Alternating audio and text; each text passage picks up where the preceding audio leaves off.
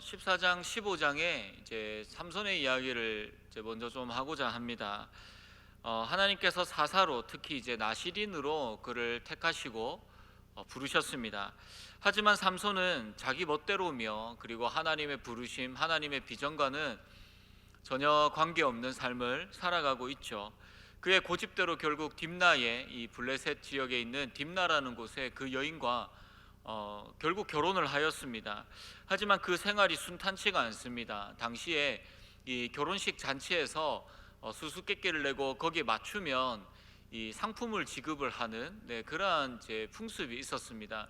그래서 삼손도 이 블레셋 사람들에게 수수께끼를 내죠.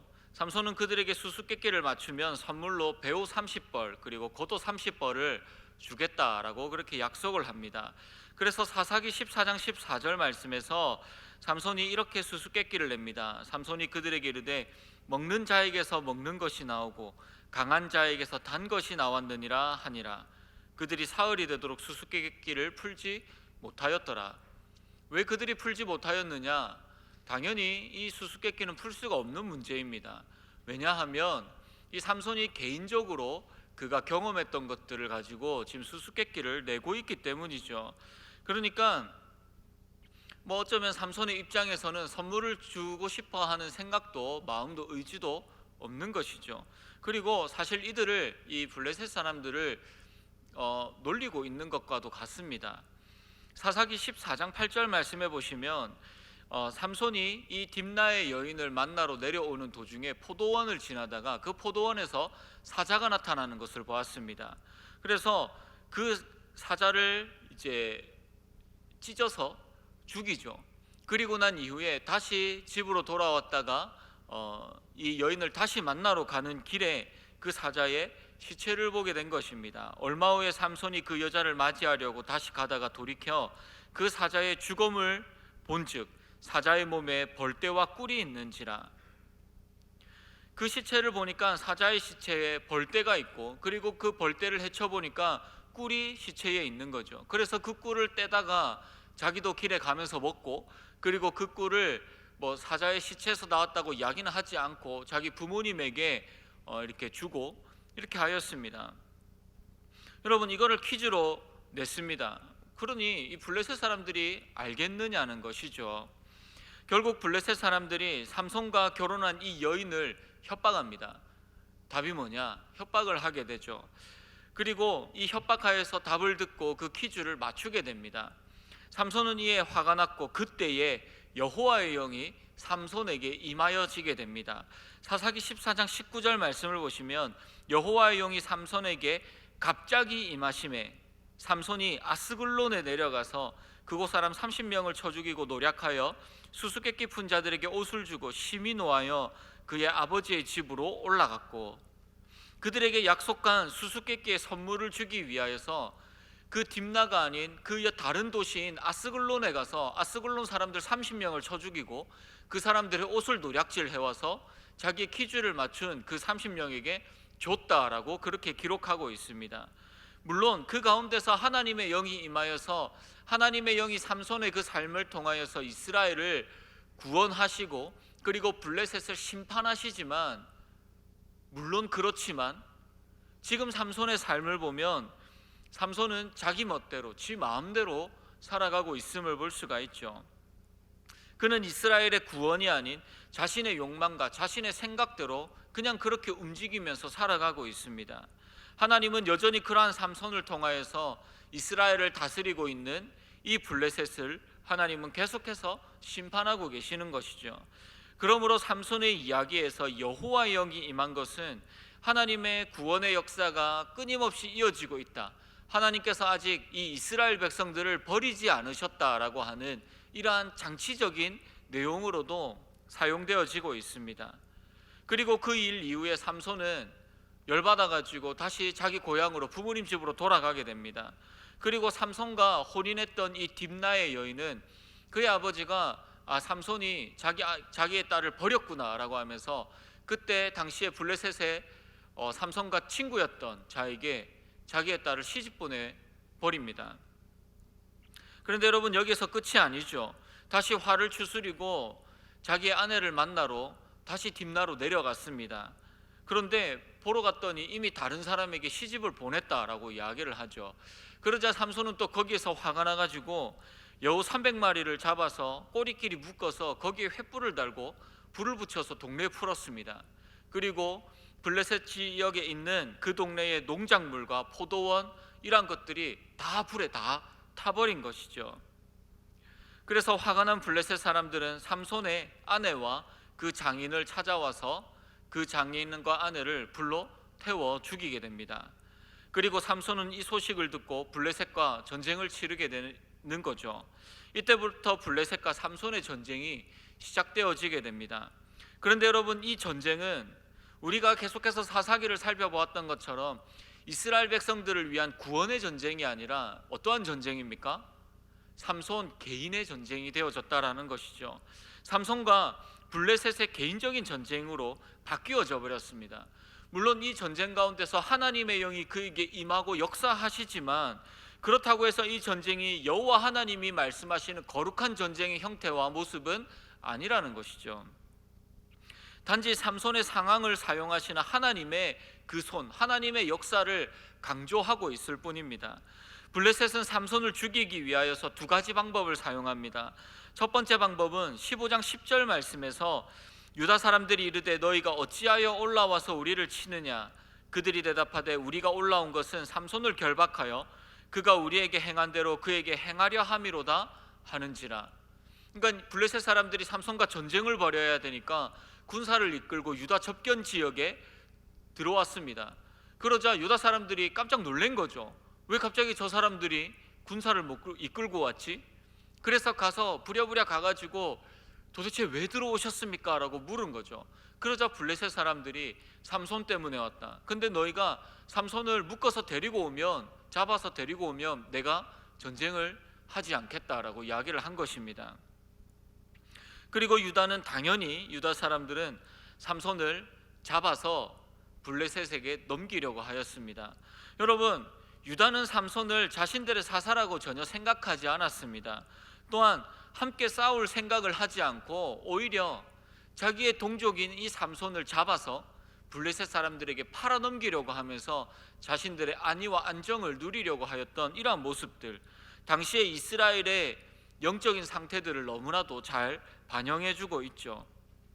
자기 멋대로 행동하고 자기의 그 정욕과 자기의 생각대로 살아가는 이 사사와 대적들과 싸우려고 하지 아니하고 오히려 그들을 돕는 이스라엘, 이러한 모습들이 이스라엘의 현재의 상태였습니다. 그리고 결국 삼손은 순순히 붙잡혀져 갑니다. 그리고 블레셋 사람들에게 넘겨졌을 때 또 이때 여호와의 영이 임하면서 그곳에 있던 나귀의 턱뼈로 1000명을 죽이는 일이 일어나게 된 것이죠. 이렇게 삼손을 죽이는데 실패한 블레셋 사람들은 두 번째 방법을 사용합니다. 그것이 우리가 잘 아는 삼손과 이 오늘 본문에 나오는 들릴라라고 하는 이 여인의 이야기입니다. 블레셋 사람들은 미인계를 사용하여서 이제 삼손을 잡으려고 하죠. 왜냐하면 힘으로는 안 되기 때문입니다. 그리고 삼손은 또다시 우리가 앞서 살펴본 것처럼 딥나의 여인에게 그랬던 것처럼 또 이 블레셋 여인에게 빠져서 정신을 차리지 못하고, 또 블레셋 사람들은 이것을 가지고 잘 이용하고 있음을 볼 수 있습니다. 사사기 16장 5절 말씀을 보시면 블레셋 사람의 방백들이 그 여인에게로 올라가서 그에게 이르되 삼손을 깨워서 무엇으로 말미암아 그 큰 힘이 생기는지, 그리고 우리가 어떻게 하면 능히 그를 결박하여 굴복하게 할 수 있을는지 알아보라. 그리하면 우리가 각각 은 1,100개씩을 내게 주리라 하니. 여러분, 이 계획이 성공하게 되면 들릴라가 받는 금액이 한 성읍당 은 1,100개라는 거죠. 당시에 이 블레셋이 5개의 성읍으로 이루어져 있었습니다. 그리고 그러면 총 은 5,500개가 되겠죠. 여러분, 당시에 레위 제사장 월급이 은 5개였습니다. 그러니까 엄청나게 많은 금액을 이 여인에게, 삼손 한 사람을 잡으려고 지금 투자하고 있다는 것이죠. 이때부터 들릴라는 눈에 그 돈에 눈이 뒤집혀가지고 삼손을 그때부터 쪼아대기 시작합니다. 하지만 삼손은 계속해서 들릴라를 속이고 그 힘의 원천이 어디에 있는지를, 어디에서부터 나오는지를 이야기하지 않습니다. 그런데 여러분, 한번 잘 생각해 보십시오. 힘의 원천을 예를 들면 삼손이 이렇게 거짓말을 했습니다. 나의 힘의 원천은 밧줄을 새 거를 사가지고 나를 묶으면 내가 힘을 쓰지 못해 라고 이야기를 해주었습니다.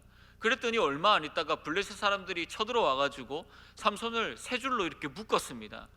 그래서 삼손이 아하 이러면서 줄을 빡 풀고 또 그 블레셋 사람들을 때리고 죽였다라는 거죠. 이러한 일들이 3번이나 반복이 되어졌습니다. 여러분, 그러면 이게 무슨 일이겠어요? 당연히 이 여자가 나를 팔아 넘기려고 하는구나, 나를 죽이려고 하는구나 라고 생각을 해야 됩니다. 그런데 여러분, 삼손은 전혀 그런 생각을 하지 않습니다. 오히려 오늘 본문에서 뭐라고 이야기를 하느냐, 15절과 16절 말씀입니다. 들릴라가 삼손에게 이르되 당신의 마음이 내게 있지 아니하면서 당신이 어찌 나를 사랑한다 하느냐, 당신이 이로써 3번이나 나를 희롱하고 당신의 큰 힘이 무엇으로 말미암아 생기는지를 내게 말하지 아니하였도다 하며 날마다 그 말로 그를 재촉하며 조르매 삼손의 마음이 번뇌하여 죽을 지경이다. 여러분, 날마다 그를 재촉하고 쪼르니까 삼손의 마음이 어떻느냐고 하면, 아니 이 여자가 왜 이러지? 나를 왜 죽이려고 하지가 아니라, 이 여자가 자꾸 쪼르니까 그 쪼름으로 인하여서 너무나도 사랑하는 이 여인의 이 요구를 어떻게 해야 될지 모르겠다, 너무나도 힘들다, 왜 이러지? 번뇌하여 죽을 지경이다. 너가 왜 나를 팔아 넘기려고 해가 아니라 삼손의 그 마음이 다른 것으로 인하여서, 그 여인을 사랑하는 마음으로 인하여서 번뇌하여 죽을 지경이다라고 이야기를 하고 있습니다. 사사로서 또한 하나님께서 주신 그 사명으로 인하여서 그가 번뇌하고 고민해야 하는데, 지금 이 삼손은 다른 것에 마음이 빼앗겨져 있습니다. 삼손의 사랑의 대상은 들릴라가 아니라, 이 여인이 아니라 하나님이어야 합니다. 그는 하나님의 말에 집중해야 하고 하나님을 사랑해야 하고 하나님의 그 사명을 위하여서 고민하고 번뇌해야 합니다. 여러분, 우리가 여기서 알 수 있는 첫 번째, 여러분, 빗나간 사랑은 정체성을 상실하게 만듭니다. 결국 삼손은 17절에서 들릴라에게 그 진심을 드러내죠. 삼손이 진심을 드러내어 그에게 이르되 내 머리 위에는 삭도를 대지 아니하였나니 이는 내가 모태에서부터 하나님의 나실인이 되었음이라. 만일 내 머리가 빌리면 내 힘이 내게서 떠나고 나는 약해져서 다른 사람과 같으리라 하니라. 여러분, 17절에서 뭐라고 이야기를 하고 있죠? 나는 하나님이 세우신, 하나님이 모태에서부터 나를 선택하신 하나님의 나실인이라 라고 이야기를 하고 있습니다. 여러분, 놀랍지 않습니까? 자신의 정체성에 대해서 정확하게 알고 있습니다. 그런데 여러분, 더 놀라운 사실은 그것을 알고 있음에도 불구하고 삼손은 단 한 번도 자신의 정체성, 하나님의 부르심에 합당한 자로서의 삶을 단 한 번도 살아간 적이 없다라는 것이죠. 그는 부정한 것을 만지지 않아야 됩니다. 독주를 마시지 않아야 합니다. 하지만 사자의 시체를 만졌고 죽은 나귀의 턱뼈를 만졌습니다. 포도나무와 포도원과 가까이 했습니다. 그런데 여러분, 이러한 나실인의 규례를 지키지 않는 것보다 더 심각한 것이 무엇이냐? 바로 단 한 번도 하나님을 위한 구별된 삶을 그가 살지 않았다는 것이죠. 나실인의 규례 가운데서 가장 중요한 핵심이 무엇이냐? 이 땅 가운데서 구별된 하나님의 사람으로 살아야 된다는 것. 그런데 삼손은 자신이 나실인임을 알고 하나님이 모태에서부터 그를 택하여 주셨음을 알았음에도 불구하고 자신의 욕심과 욕망을 위하여서 하나님이 주신 힘과 능력을 사용합니다. 블레셋 여인과의 혼인으로 인해서 많은 부정적인 상황들을 겪었습니다. 그럼에도 불구하고 깨닫지 못하고 또다시 블레셋 여인과 함께 하려고 하죠. 여러분, 이를 통하여서 나실인임을 아는 것과 그리고 그렇게 살아가는 것은 완전히 다른 별개의 문제라는 것을 알 수 있습니다.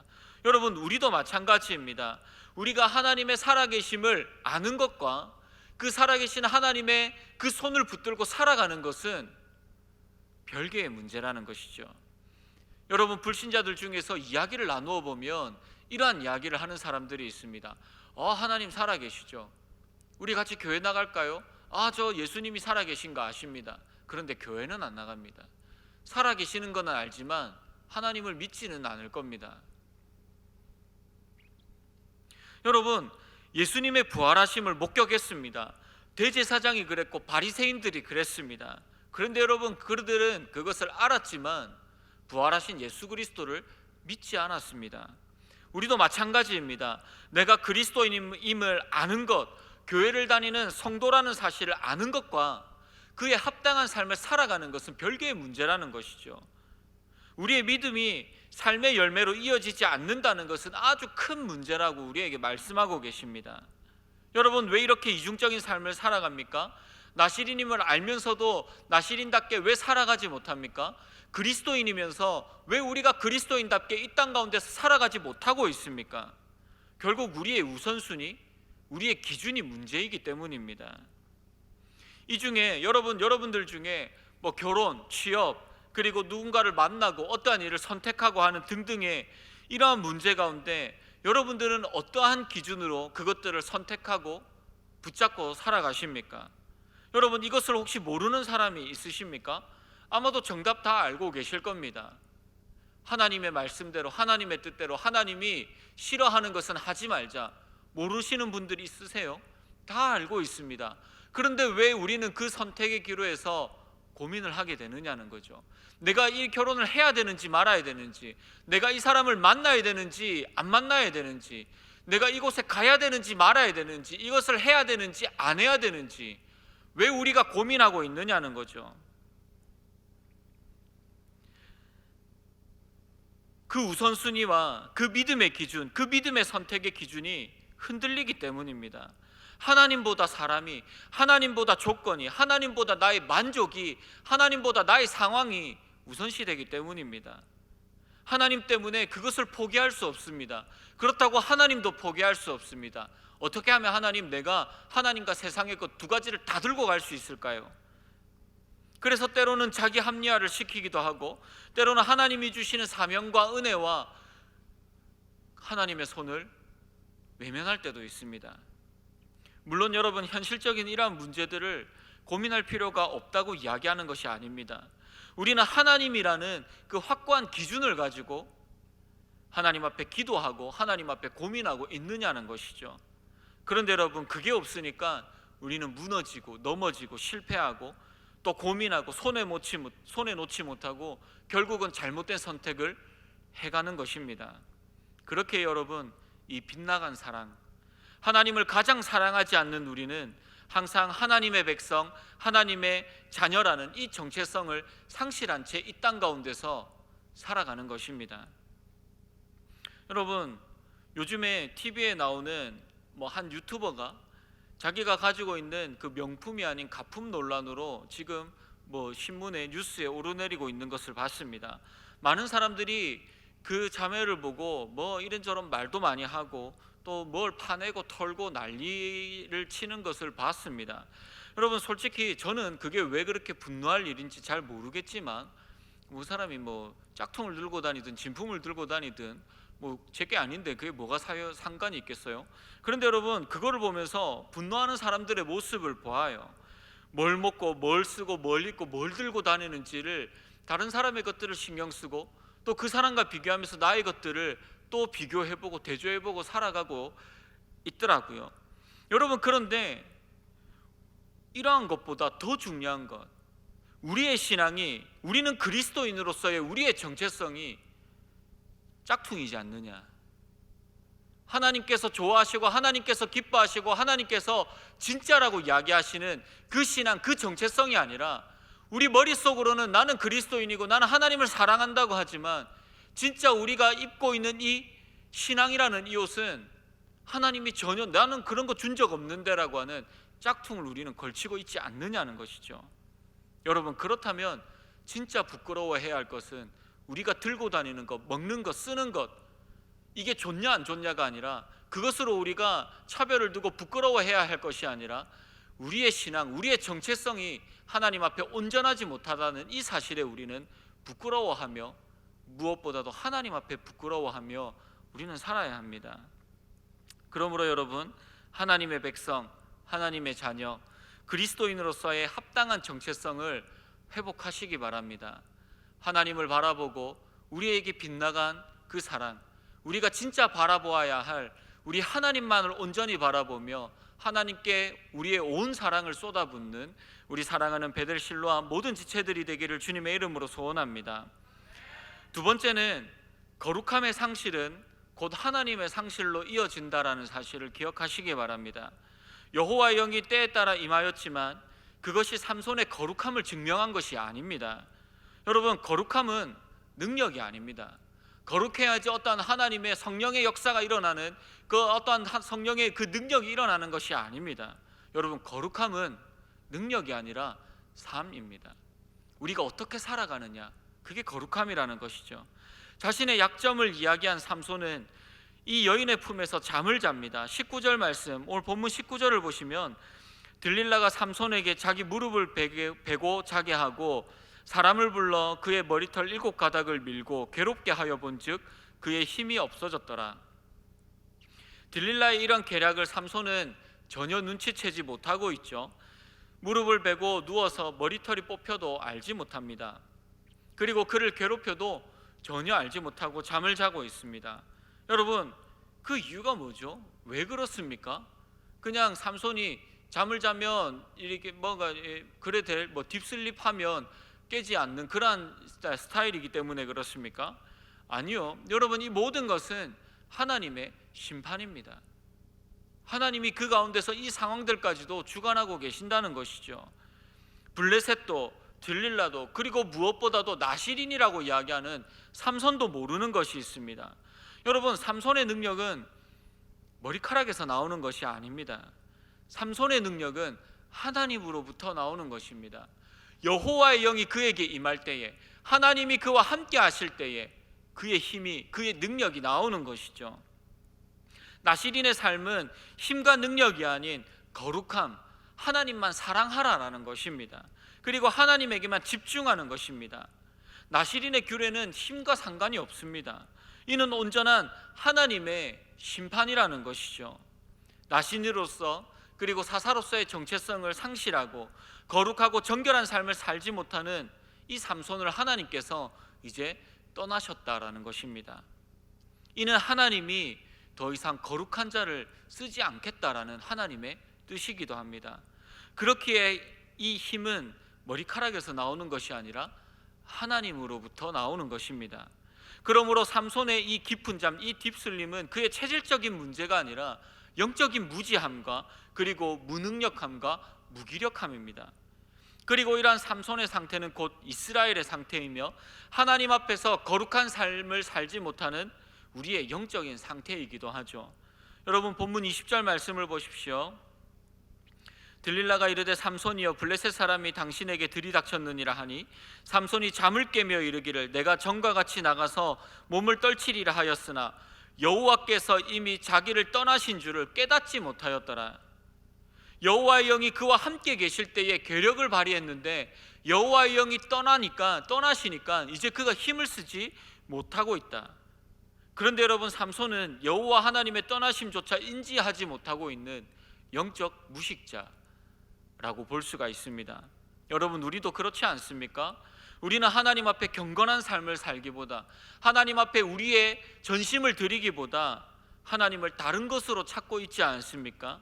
나의 봉사가, 나의 헌신이, 나의 물질이, 여러 가지 것들을 가지고 하나님의 힘과 하나님의 능력과 하나님의 손을 사려고 하지 않습니까? 그렇다면 우리도 아직 하나님의 뜻, 하나님의 임재하심을 알지 못하는 영적으로 무지하고 어두운 영적 무식자와 같습니다.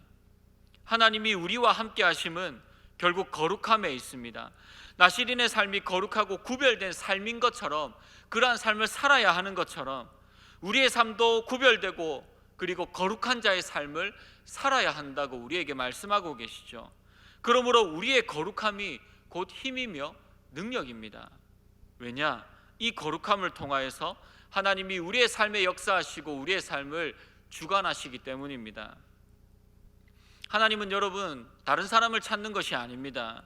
하나님 앞에 거룩한 자, 전심을 다하는 자, 하나님만을 사랑하며 하나님의 은혜를 갈급해하는 자, 그 자를 하나님께서 찾고 계시죠. 그리고 예배 가운데 하나님의 임재하심을 경험하기를 원하는 자에게 하나님이 우리의 예배 가운데 함께 하시고 역사하십니다. 그러므로 여러분, 바른 방향을 가지고 하나님을 온전히 바라보며 하나님을 찾으시기를 바랍니다. 성경의 수많은 인물들, 특히나 우리가 시편의 내용들을 바라보면 이 시편의 저자들은 항상 하나님과 동행함, 그리고 하나님이 나와 함께 하심을 찾고 부르짖었습니다. 그들의 상황이 어떠하든, 그들의 형편이 어떠하든 그들에게 오로지 필요한 것은 하나님밖에 없음을 그들이 찾고 원하였다라는 것이죠. 그리고 여호수아 사사기에도 이스라엘의 승리는 하나님이 주실 때 그 승리를 누릴 수 있음을 하나님이 우리에게 계속해서 말씀하고 계십니다. 여러분, 하나님은 실패하지 않으십니다.